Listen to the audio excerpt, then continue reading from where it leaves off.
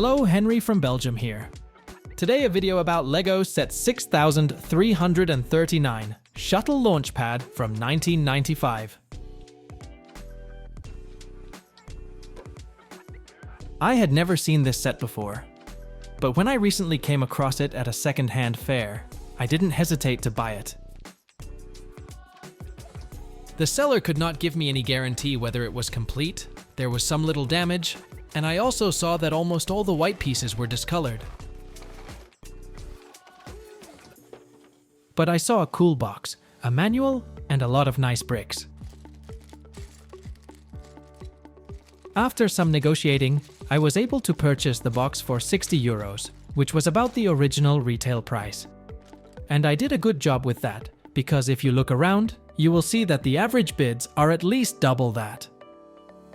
But as mentioned, it did have some minor defects. In the meantime, I have done a lot of research and a little bit of restoration.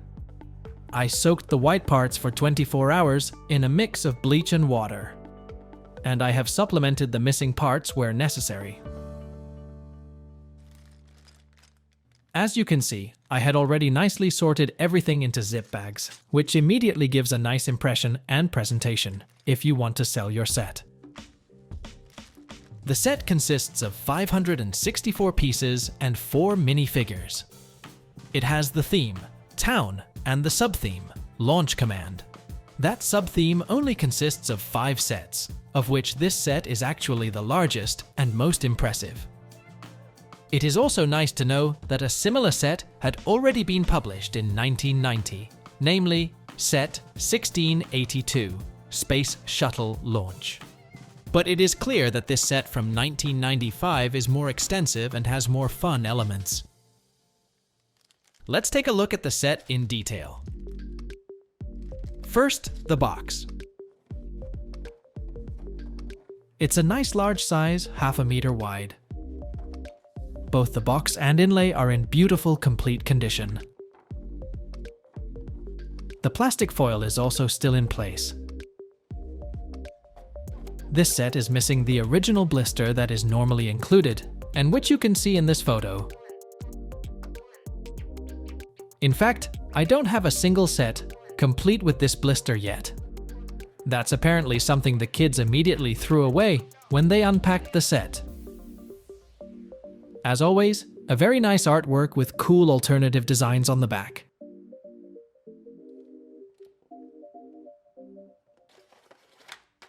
The manual is also in a very nice condition. Don't forget that even though this is a more recent set, everything here is almost 30 years old. The manual has an A4 format and consists of 48 colorful pages in which everything is clearly explained in different chapters. The last pages clearly describe how to play with the set and launch the shuttle. And finally, some beautiful photos.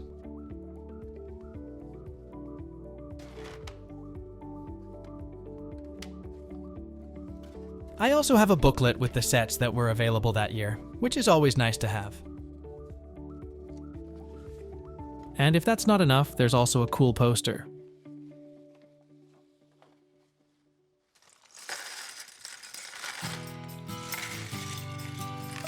It may be difficult for younger viewers to understand, but for me this is actually a slightly more modern set, since I mainly collect the period between 1975 and 1996, and therefore mainly compare with the sets I already have. In my reviews, I often talk about basic bricks, but here I see a lot what for me are more modern bricks. During the build, I will show some cool parts separately. First, the minifigs.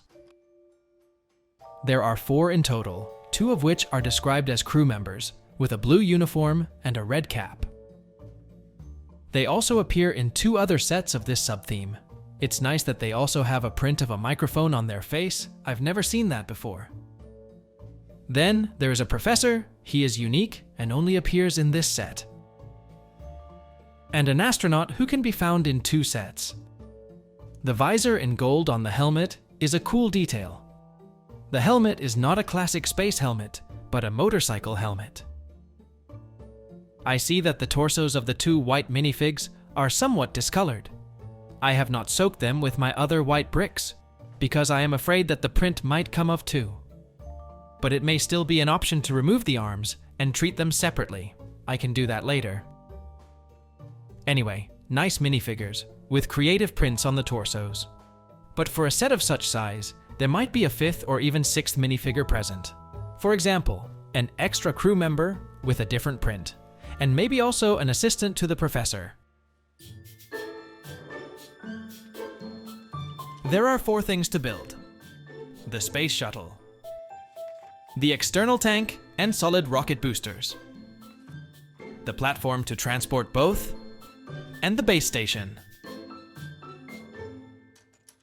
First up is the space shuttle.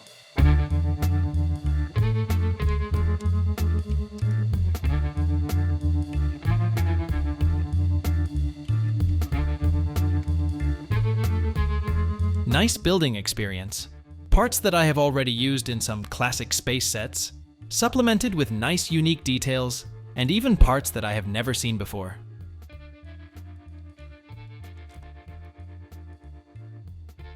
Cool stickers on the sides, but it's a pity that they are stuck over different bricks. So you have to be careful when you break off the set, so that the stickers don't tear in the middle. Normally there should be 2 stickers here, with the image of a hologram. Too bad they are missing, but I can order them in the future on Bricklink. It's always positive that you can perform an action with the toy, such as here, folding out a satellite with an arm.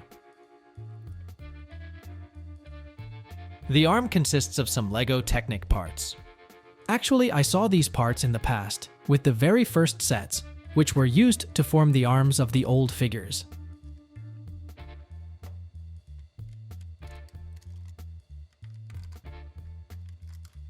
The condition of the white parts is good, but even though I treated them with bleach, you can still judge it once you see everything together. And I still see some discoloration and white in varying degrees here and there. I will replace these bricks later. The end result looks nice.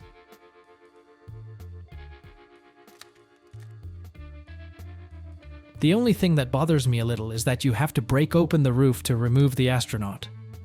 And perhaps some kind of chair could be provided, so that the minifigure sits more comfortably when he is traveling to the moon for hours. But already a good start.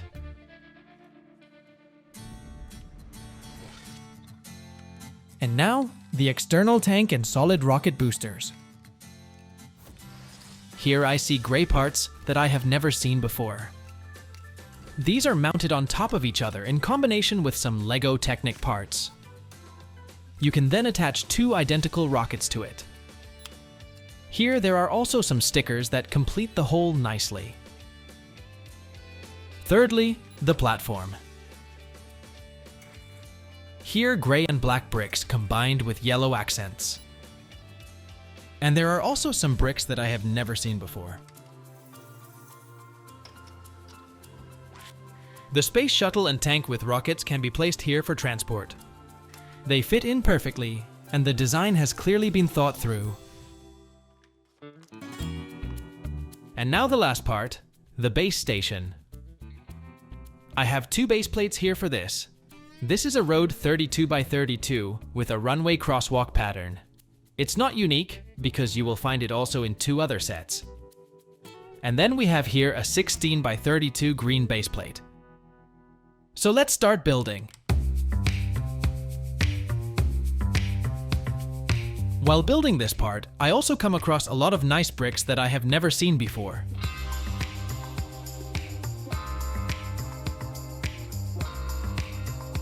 In my previous sets, I often built constructions with 1 by 2 bricks.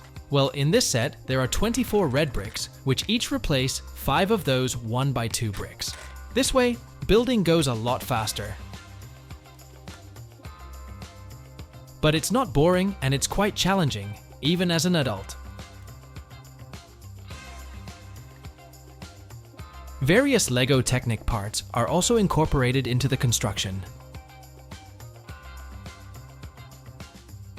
These tools are also completely new to me, and I have never seen them before. If I had come across these separately, I would not have known immediately that they are from the Lego brand. They have no brand logo. The color palette is also well chosen. I noticed that there are no blue bricks in the tower, but that doesn't bother me. The red ones have a sleek uniform look with some well-chosen accents. The hoist system has also been well thought out. Instead of providing a ready-made system, you have to put it together yourself with many different parts. And I find that always a serious added value. The more you can build yourself and figure out how to do it, the better for me. To ensure that the rope stays in place, I place 4 round bricks here. I have just noticed that one is the wrong color, but I will replace it later.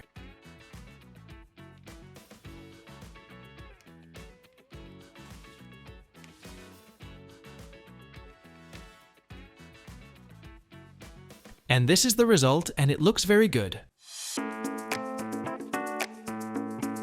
It's been a while since I put together such an extensive set, and the nice thing about this set is that you can do a lot with it. You can really recreate a launch. First, you hoist the tank up and park it in the tower.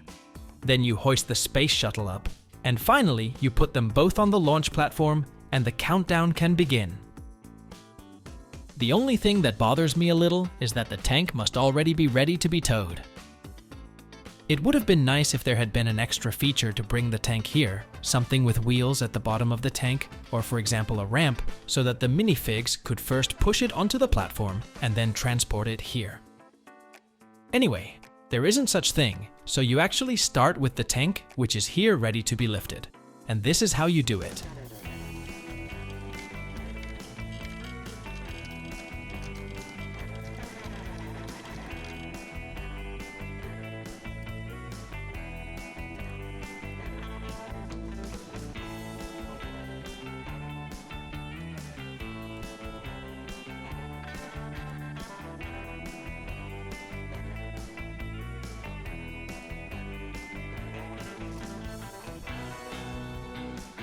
Then you can drive the space shuttle to the crane to be lifted.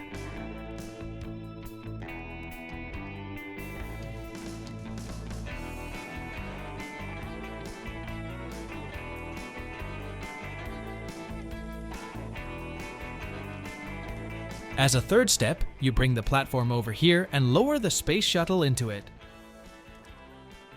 Then you attach the fuel tank to the space shuttle.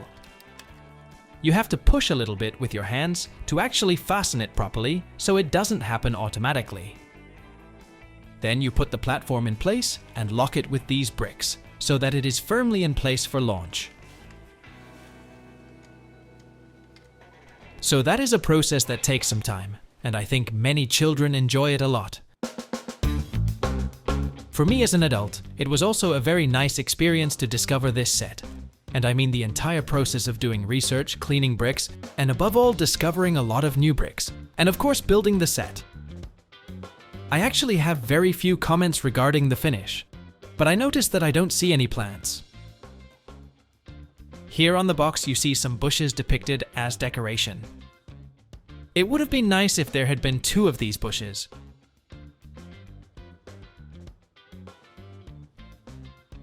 And I don't see any ladders or stairs in this set, but I'm getting the impression that LEGO didn't provide that in their designs at that time, because I can make that comment with almost all my sets in my collection. In my opinion, the most important advantage of this set is the theme that appeals to the imagination and the amount of bricks that will provide you with hours of fun. So the set certainly deserves a nice place in my collection.